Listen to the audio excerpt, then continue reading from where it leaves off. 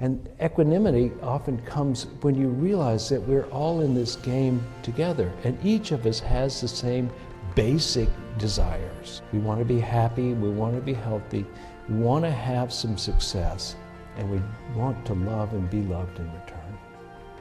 Baseline, everybody. And for that, we hold our lives as precious. And when we get this equanimity that comes when you recognize everybody has that, then when you see them suffering, you recognize it's the same thing it would be for you if you were in their situation and you were suffering. Their body hurts, or their mind is troubled, or their relationships stink. Yeah, that you could recognize because those are your desires as well. And so empathy comes when you recognize that the other that is suffering is just an extension of the same life force that you are. Good morning. It's great to see you all here. Thank you for coming. It makes my day. I don't know. Let me just start off by telling you, we meet around this table, the people who are part of the service, at 10:15.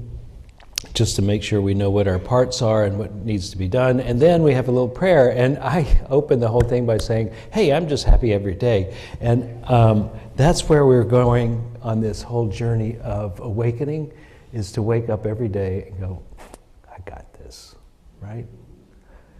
And when you don't, you know the techniques to get you back into it. And so one of the things we decided to do this year, rather than do the traditional Advent season and light the candles as we have in the past, we thought we would adopt some of the Buddhist Hindu practices and incorporate them into the same general idea. We're just going to use some new words, and that way maybe they'll be fresh and you'll go, so. All right, so here we go. Today is compassion. Now, compassion's a little tricky, I think. In most of our ways of thinking about compassion, we equate compassion with empathy. And there were studies done on Buddhist meditation people who were practicing the art of compassion in their meditation, and their brain fired very differently than when people are normally practicing empathy. And the big distinction, the thing that keeps compassion from wearing you out and being a total drag on your life by just weighing you down with too much empathy. You know, the big thing right now, they say people are having compassion fatigue. And it's really more empathy fatigue.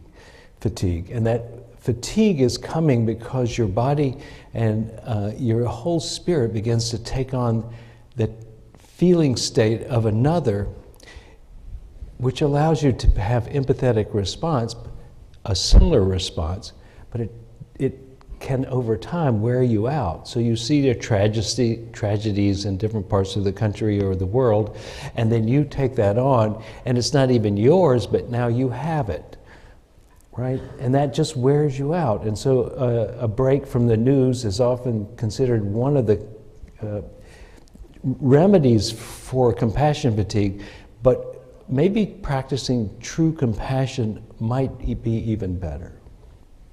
Because in the Buddhist way of considering compassion, compassion is not empathy alone, it's the beginning, but then you move to a strong desire to alleviate the suffering of another. And that's a parallel or sister intention of love. I want to say something that might explain some of the reasons why we deal with both Christian and Buddhist ideas in this place. Its simplified version of this is that the Buddha awakened through the mind. And so the Buddha has many steps, and he deals with our mental reactions more than anything else. And so there can be a bit of clarity, and when you would hear something like Jesus says, love your enemies, you go like, but how? Jesus awakened through the heart. So his way of talking is of empathy, of empathy, let me rephrase that, compassion, understanding in a much simpler way. Because once the heart's awakened, you don't need a lot of words for it. It just knows what to do. But the mind is not so clear, and therefore it's good to have both the Buddha's mental way of describing something and Christ's way of describing something. So we're coming now to approach this idea of compassion, which is really as much a heartfelt thing as ever, but we're going to approach it through the mind so we can break it down into parts, and then maybe it will be more of a friend of yours in your spiritual awakening. Compassion.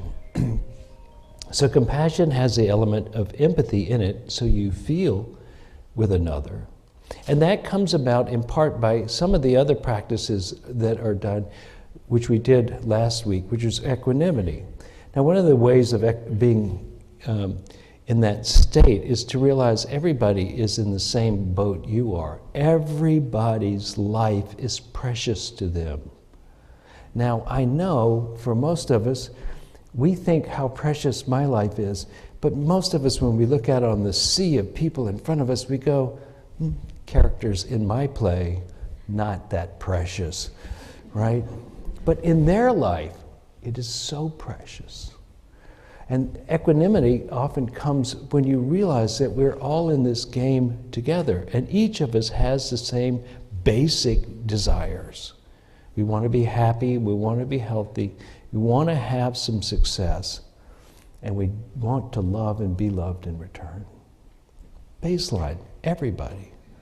And for that, we hold our lives as precious. And when we get this equanimity that comes when you recognize everybody has that, then when you see them suffering, you recognize it's the same thing it would be for you if you were in their situation and you were suffering. Their body hurts, or their mind is troubled, or their relationships stink. Yeah, that you could recognize because those are your desires as well. And so empathy comes when you recognize that the other that is suffering is just an extension of the same life force that you are, but only over there. And so that you can then feel for them the empathy. So must hurt to be you right now. But if you leave it there, you just feel bad. So the Buddhists add this other thing, which is to wish to heal that, or to relieve the suffering, whatever form it is. And traditionally, many times Buddhists have done this through practices like we did this morning, through Tonglen, or by metta, kind of like, may I be happy, may you be happy, may all beings be happy. Those are practices that can bring a sense of compassion into your life and your activity. But the Dali Lama right now is teaching, when you do compassion, don't only sit on the cushion and do that, but do what you can in the world. Now, for those of us who have been practicing that kind of compassion, the active, bodily, moving kind of compassion, there's something that you should add to it if you haven't already. And that is no hope and no fear. Another Buddhist concept. No hope, no fear. Which basically says, don't hope, don't do it with the idea that you will fix it, like you're God or something. No hope, yet no fear of failure. So you go ahead and throw yourself at it. No hope, no fear.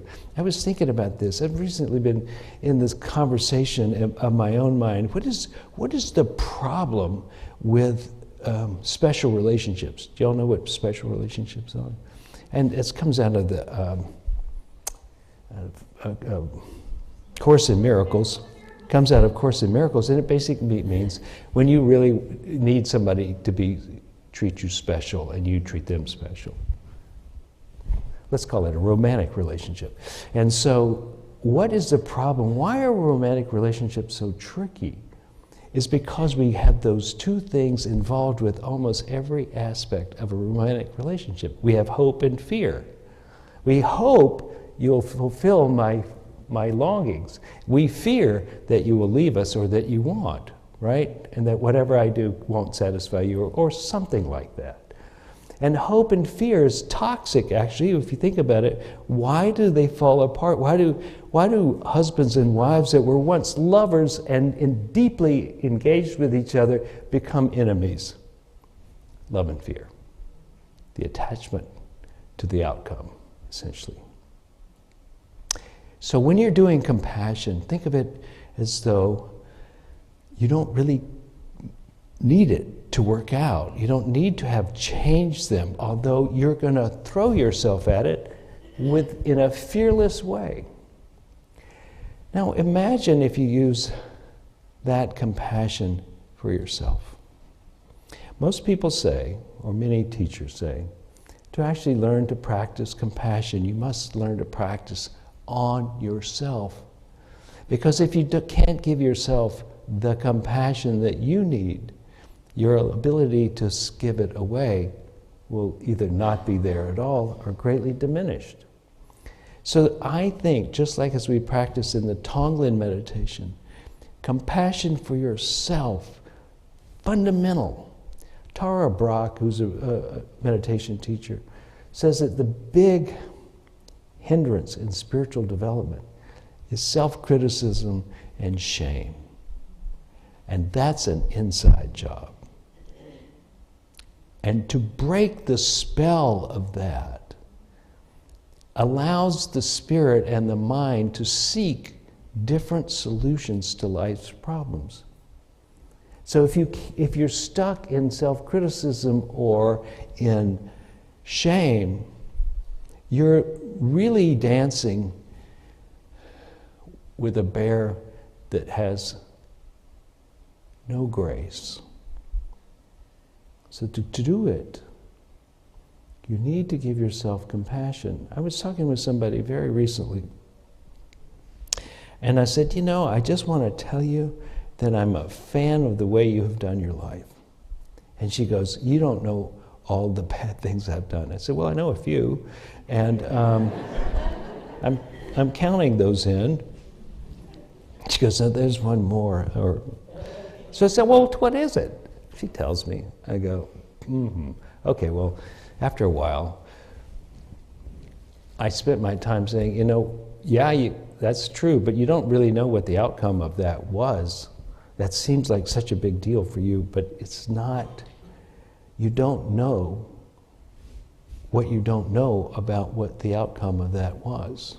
You just know. And there was a reason why you did what you did, because you were doing something that you felt like you needed to do, and therein lies the bind of life. So you can't always be, in retrospect, the person you wanted to be, because you were ruled by the needs of the moment. And so if you don't give yourself compassion, then your recurring memory is that you are not worthy. Your recurring memory is that no matter what I do, I have to be doing it to make up for something I did before. Because I'm not worthy, I have to prove my worthiness. And do you know people like that? I know y'all aren't, but do you know any people like that? And then you look at them and you go, what is going on with you? Why are you so like that? And it's because inside they have had not enough compassion for themselves. So my suggestion is start with compassion for yourself. And I really do believe that this Tonglen practice, when applied for yourself, could do incredible things. Maybe you need to see a therapist or a friend. Maybe you need to talk it out. Maybe you need to write it out. Maybe you need to sit with it and recognize how you're doing it to yourself, all that stuff. But somehow you need to release it. And this idea that your heart is strong enough to suck in your suffering, which you're causing to yourself, your suffering that you are self-imposing on yourself, then now your heart can actually deal with it. You breathe it in, you don't breathe in too much. I should have gone, breathe it in, and then you breathe out love. And you convert your suffering that you are imposing on yourself to an expression of love. Energy can change shape and form, but it doesn't go away. So you take that which is costing you and you make it into a blessing for the world. And when you get that down, when you get enough of that skill down, then you will know how to take in the suffering of others and how much you can handle in any one breath and where you can send that love when you have converted it. And that can be your practice. I breathe in suffering and I breathe out love. And so one of the meditation teachers said that the real proof that your meditation is working is that your relationships are getting better. Now, most of us want, if you're like me, you want to meditate and then go like, bang, what a life, right? And generally it doesn't go that way. But when you come to peace repeatedly and you learn to deepen into the nature of who you are, which is the whole purpose of compassion, to deepen into your own nature. It's not the whole purpose. Let me rephrase that. One of the benefits that happens to you is when you do compassion for others and yourself, is that you begin to recognize the beautiful, innocent self you are. But that's only half of it. The other half is that you're making the world a better place. You're making your relationships a better place. With the person who parks your car, with the person who does your, cleans your teeth. You're becoming a different energetic being in the world. And you're responding to others in another way. And it may be quite subtle, and on occasion it might be quite profound, but you're just treating the world with a decency and kindness that just comes naturally to you when you're practicing the art of compassion. And so coming back to this idea of breathing in your own suffering, you breathe in your own suffering, you become a vibratory change. And you know what it's like to walk into a room where someone's just angry, or just to be sitting in a bus next to somebody who's completely condemning themselves. That's no fun for you, right? That person is having a bad day, but smells bad. So compassion for others, not just empathy, but the wish to make it better. And then we do actions. Many people, I've talked to many people who said the act of giving a present to the angel tree was the best part of their Christmas. And why? Because it's an act of compassion and it lifts your spirits when you can do something for another. And so the very act that you couple with your idea that I would like to help the world or help this person will do something for you that more money will never do. Do you know?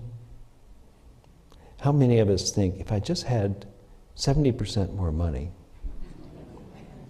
I think statistically that is the average, 70% more money, I will be happy.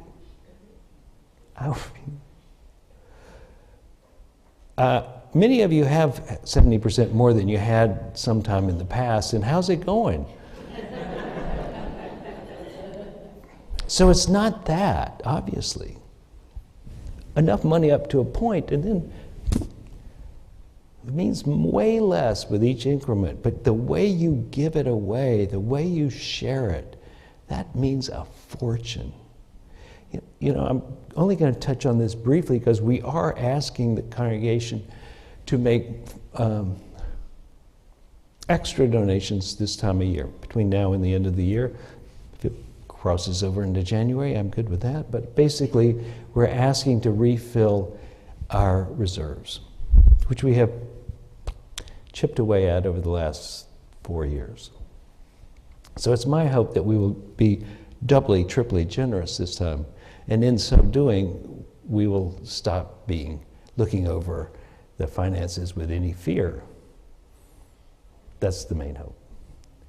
Okay. I tell you that because you'll be more happy giving it away than keeping it. Layered that in really well, don't you think? You will be more happy with what you do in generosity than what you will do in hoarding. It's a guarantee. I know from personal experience, when I didn't have much money, I gave away nothing to speak of, right? I was very tight. I was not happy. And then I started to give away 10%. Well, I wasn't making much, so I didn't mind it. But then I was making more. And I find one of the keys to happiness, and I'm dead serious about it, no, I'm alive serious about this, is that if you give, let's say, 10% of your wealth, your income away on a consistent basis, you're not going to be unhappy about most things. Anyway, you might have some things, but it's part of that whole shift from this world's dangerous, this world is in a lack. You begin to see this world is your world because you bought it. And it only took 10% of your money to buy it. It takes 100% of your money to hold on, 10% to be the owner, 100% to be isolated, 10% to be part of the group, 100% to be afraid, 10% to be courageous. What a cheap thrill that is. And y'all are laughing, but I'm telling you, the math is irrefutable. If you haven't tried it this month, give it a shot. You will feel better. And that's the way it is with compassion as well. When you do something for others and cease to do this about yourself, cease to protect, and go at it with no fear and no need for it to work out, you begin to live a life that you have wanted.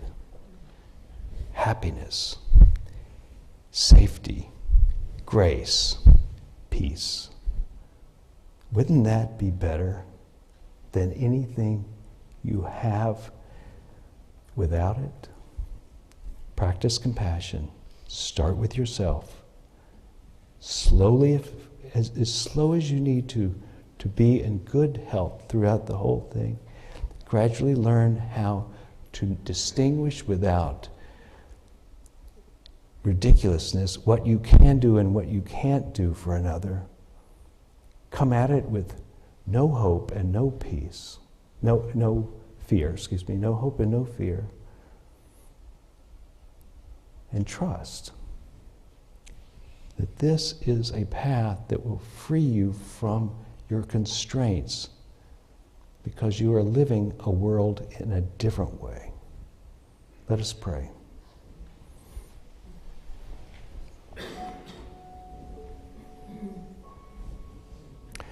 Once again, here's a Buddhist practice.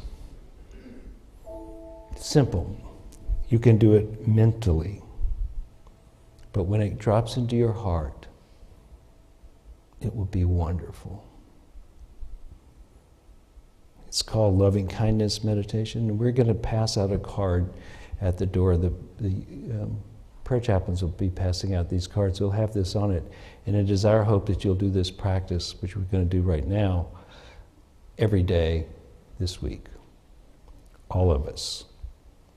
It starts really simply. May I be happy.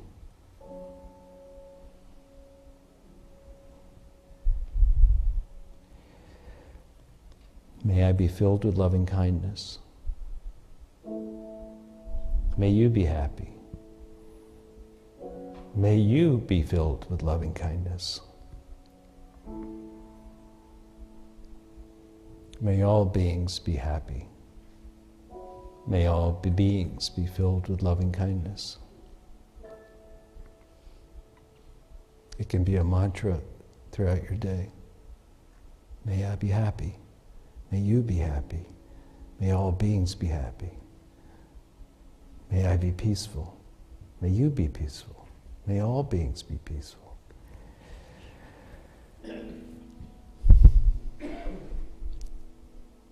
Let us be compassionate. And so it is. Amen.